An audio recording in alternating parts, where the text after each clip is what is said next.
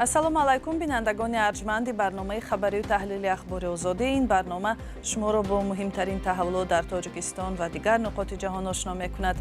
имрӯз сешанбе 30 декабр аст. Ин охирин нашри ахбори озодӣ дар соли 2025 аст ки бо заҳмати хабарнигорони мо дар Тоҷикистон ва Прага омода шудааст. биёед ҳоло бо мавзӯъҳои асосии он шинос мешавем. дар ҳоле ки президенти иёлоти муттаҳидаи амрико эронро ба қатъи барномаи мушакиву ҳастаӣ даъват мекунад, сокинони теҳрон ба нишони эътироз аз вазъи бади иқтисодӣ ба хиёбонҳо рехтанд. зери таъсири таҳримҳои байналмилалӣ арзиши риёл пули миллии эрон дар бозорҳои арз ба таври бесобиқа поён рафт. иштирокчиёни ҷашнвораи таърихиву фарҳангии Покистону Тоҷикистон дар Исломобод мегӯянд, таъми зиёфати тоҷикӣ то дер дар ёдашон хоҳад монд. ба ман чойи Тоҷикистон маъқул шуд, аммо беҳтарин иқдоми тоҷикон пешниҳоди ройгони оши палав буд. ва дар идомаи он бинандагони барномаҳои ахбори озодиро донишмандону овозхонҳои шинохтаи кишвар бо соли нав табрик мекунанд.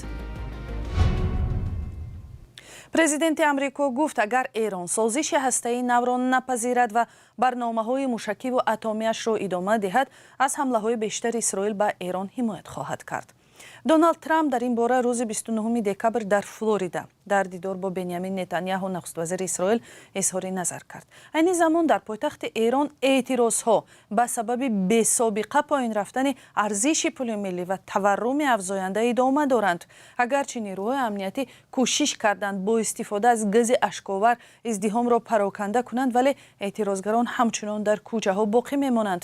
ҳамкорам Тоҳири Сафар ин мавзӯъро пайгирӣ кард ва қабл аз барнома аз ӯ дар бораи таҳаввулоти ахир пурсидам. радиои фардо бахши форсии радиои озодӣ рӯзи 29 декабр гузориш дод, ки издиҳоми мардум дар бозори бузурги Теҳрон ва дигар маҳаллаҳои марказии шаҳр ҷамъ омада зидди вазъи бади иқтисодӣ ва ҳукумат шиор медоданд. бисёре аз тоҷирон дуконҳои худро бастанд. зери таъсири таҳримҳои байналмилалӣ арзиши риёл пули миллии Эрон дар бозорҳои арз ба таври бесобиқаи поён рафт. дар миёни ин ошӯбҳо расонаҳои Эрон хабар доданд, ки Муҳаммад Ризо Фарзин раиси бонки марказӣ аз мақомаш истеъфо додааст. сухангӯи раиси ҷумҳури Эрон гуфт, Муҳаммад Ризо Фарзинро, ки аз соли 2022 раиси бонки марказии Эрон буд, Абдулносир Ҳиматӣ вазири собиқи иқтисодӣ вазъ мекунад. Ҳиматиро моҳи марти ҳамин сол вакилони парлумони Эрон аз мақомаш барканор карда буданд. айни замон $1 амрикоӣ дар бозорҳои ғайрирасмӣ ба 1 миллион و 400 ҳазор риёл баробар шудааст. як сол пеш арзиши $1 ҳудуди 800 ҳазор риёл буд. дар бонкҳои Эрон арзиши доллар поинтар аст, аммо на ҳама аз мардум ва тоҷирон аз он баҳра бурда метавонанд. аз ҳамкорам ҳамчунин пурсидам, ки талаботи асосии тазоҳургарону шиорҳояшон чи аст? гузоришҳо мерасанд, ки эътирозгарон шиори марг ба диктатор сар медоданд. ин шиор дар ҷараёни эътирозҳои сартосарии зан зиндагии озодӣ дар соли 2022 низ садо медод. дар видеоҳо аз маҳалли эътирозҳо дида мешавад, ки нерӯҳои интизомӣ барои пароканда кардани мардум аз калтак ва гази ашковар истифода мебаранд. дар як ҳаракати камсобиқа то расонаҳои давлатии Эрон аз ҷумла телевизион ва радиоҳои давлатӣ дар бораи ин эътирозҳо хабар доданд. хабаргузории Форс, ки ба сипоҳи посдорони инқилоби исломии Эрон наздик аст, ҳушдор додааст, ки ин гирдиҳамоиҳо метавонанд ба майдони нави фаъолияти гурӯҳҳои ошӯбгар табдил ёбанд. хабаргузории ИСНА гузориш додааст, ки ба сабаби талотун дар бозорҳо нуқтаҳои табдили асъор ва ё арзи хориҷӣ баста шуданд. дар гузориш гуфта мешавад, аксари саррофон аз баста шудани нисбии бозор ва далели ноустувории нархҳо изҳори нигарониву нороҳатӣ карданд. рӯзи 28 декабр идораи омори Эрон эълон кард, ки сатҳи таваррум ба 52% расидааст. ҳамон рӯз раиси ҷумҳур Масъуд Пизишкиён тарҳи буҷаро ба парлумон пешниҳод карда ваъда дод, ки зидди гаронӣ ва таваррум мубориза мебарад. вазъи иқтисодии Эрон ба далели таҳримҳои Амрико ва Созмони Милали Муттаҳид бадтар мешавад.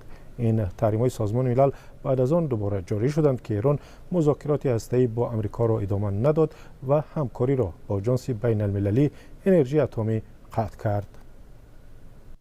ташаккур. Тоҳири Сафар буд бо охирин таҳаввулот дар Эрон. салом, агар хату хабар мехоҳед мо дорем. навиди бомдодӣ, сархати хабарҳо, ахбори Тоҷикистон ва ҷаҳон, гузоришҳо ва таҳлилҳо. чӣ мегузарад ва чаро? донистан фаҳмидан аст. замима ё апи моро бигиред. هفته گذشته در چهارچوب روزهای فرهنگ تاجیکستان در پاکستان در شهر اسلام آباد جشنواره با نام لوکویرسا یا فرهنگ محلی برگزار شد که در آن مهمانان با مشترکات تاریخی و فرهنگی و نمونه‌های برای محل‌های گوناگون خاص هنری ساکنان دو کشور آشنا شدند. خبرنگاری اسوسییتد پرس در این چاره‌بینی اشتراک نموده گزارش تهیه کرد که حالا آن را همکارم میرزانبی خالقزاد تقدیم می‌کند. جشنواره پاکستان و تاجیکستان به مهمانان این چاره‌بینی در شهر اسلام آباد پایتخت پاکستان امکان داد که از نزدیک درباره پیوندهای تاریخی و فرهنگی دو کشور معلومات دست اول بگیرند.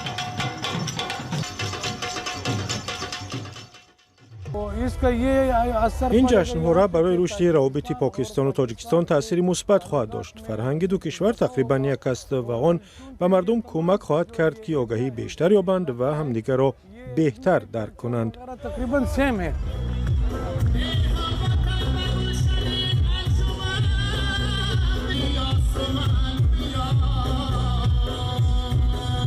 هنرمندان دو کشور در برابر رقص و آهنگ‌های ملی مهمانان را با نمونه‌های عنعنوی اسباب و آلات خواجگی‌داری، لباس و غذا آشنا کردند. و من چای تاجیکستان معقول شد، اما بهترین اقدام تاجیکان پیشنهاد رایگان آش پلو بود. این اقدام خوب و عنعنه خوب است.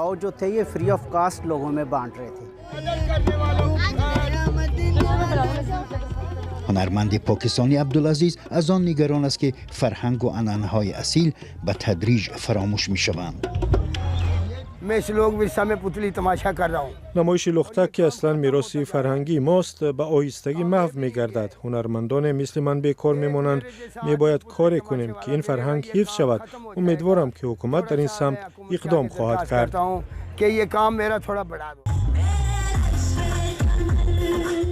جشنواره مذکور 19 دکبر در اسلام آباد آغاز یافته یک هفته ادامه کرد.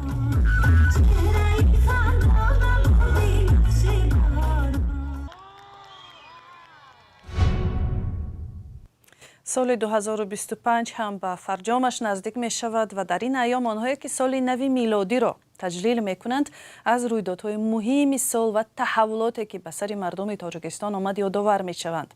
سیفالله ملاجانوف تاریخ شناس تاجیک می گوید شخصا برای او عید نوروز سال نو است، ولی برای مردم کشور چند تمنیات دارد که امیدوار است در سال 2026 برای حل شدن مشکل آنها سبب شود. تمنیات دانشمند معروف را میشنویم که چند روز پیش در دوشنبه ثبت شده است. یکمین آرزوی من، تمنای من در سال جدید این است که شما من اگر در خیابان دچار می آید در شب و روزی سال نوی خودی من که نوروز است این ایده به من تبریک گوید و من تمنا دارم، آرزو دارم که در کشور ما مبدأ تاریخ ما سال نوی ما سال خودی ما باشد، نوروز باشد که با خدمت 5000 ساله و اون گستره بسیار ارزشمند فرهنگی که اون فرا گرفته است. این یکم تمنای من است. تمنای دوم من این است که در دوام 10-12 سال اخیر فرزندان سرزمین ما، تاجیکای ما در قلمرو کشورهای بیگانه، در دشت‌های شام و عراق و امروز در اوکراین برای منافع بیگانه ها کشته می‌شوند، می‌جنگند و کشته می‌شوند. من آرزو دارم که هیچگاه فرزندان سرزمین ما برای منفعت بیگانه و در دایره نفوذ ابرقدرت‌ها سوء استفاده نشوند و در سرزمین بیگانه نمیرند و مادر و پیوندان خود به سوگ ننشانند. تمنای سوم من آنچه که همیشه من دربارش فکر میکنم به سرنوشت تاجیکای آن سوی آمو ربط میگیرد. من آرزو دارم و تمنای آن دارم که برادرای آن سوی آموی ما در این دوره بسیار حساس و امتحان که پس سر میکنند تندرست باشند و در آرامش باشند و در امنیت باشند و روز برسد که اینها هیچ زبان و فرهنگ و هویت اینها زیر سوال برده نشود و به حاشیه رانده نشود. و از خداوند برای تاجیکستان و تاجیکستانیان تمنای تندرستی و خوشروزی دارم برای کشور، رفاه و پیشرفت و از همه مهم آرزو دارم که همین آفریدگار در قلبی سخت و سنگ شده همون مردمی که اهل رشوه و رشوه ستانی اند یک نور تجلی کند و اونها از این کاری پست و از این کاری بیشرفی دست کشند و سرمایه کشور ما را به هدر ندهند، امید مردم را هدر ندهند و مهم از همه پایه های دولتداری ملی را ضعیف نکنند. ماه دکبر هنرمندان و آوازخوان‌های تاجیک هم فعالیت خود را در آزمون ترانه میوزیک اوارد نتیجه گیری کردند. رستم عظیمی و دسته هنریش با ترانه مستم امسال توانست شمار هوادارانش را بیشتر کند. نازیه کرامت الله میگوید آهنگ او در یکی از فیلم‌های هندی صدا داده است. در یک صحبت با همکارم امیر سایف چندی از آوازخوان‌های تاجیک در آستانه سال نو دستاوردها و تمنیات خود را به مردم تاجیکستان بیان کردند. میخوام به همه هموطنان عزیز خودم یک سال نوی خواهش کنم از خدای تعالی که بگذار در همین سال نو کسی چی آرزو و مقصدی دارد عملی شود و به همه خانواده تاجیکان روی دنیا فقط آرامی و خوشبختی خواهم. بسیار سالی پربرکت بود، بسیار جایزه های نمایان بود، بسیار شانس های شد که ما توانستیم با صنعت خود تاجیکستان عزیز را در تمام عرصه بین‌المللی نشان دهیم و از 2026 خواهش داریم که باز همین مرتبه ها دوباره زیادتر شوند و باز همین کوشش های ما کمتر شوند و باز شانس هایی که ما می توانیم صنعت خود را صیقل کنیم باز زیادتر شوند. تشکر زیاد. تمنیات سال نوی من و تمام مردم تاجیکستان سلامتی بردوام پیش هستم. در سودخانه پر از ناز و نعمت سلامتی و خوشبختی. مخلصان برای هموطنان عزیزم گفتنی هستم که همیشه خوش و خوشبخت باشن، جاویدان باشن، لبانشان پر از خنده و گوارا باشد. Прошедший 2025. Ой, он был полон сюрпризов, много путешествий, очень много коллабораций, музыки. Я написала музыку к кинофильму, который будет представляться в Каннском фестивале. Это очень радует. Ну, я здесь, в Таджикистане, участвую в событии Тарона. Это тоже приятная весть в нашем доме и для моего творчества. В общем, очень много событий.